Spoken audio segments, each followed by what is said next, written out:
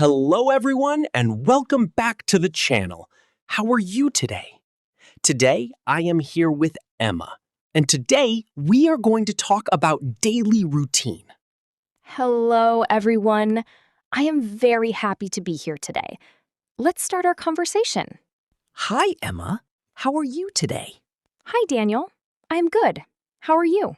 I am good too, thank you. That is nice.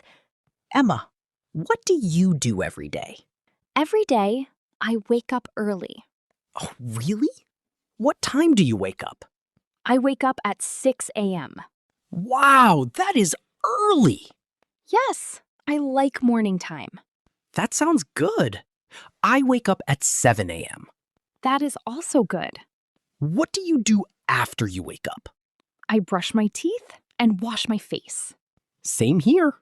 Then I drink water. That is a healthy habit.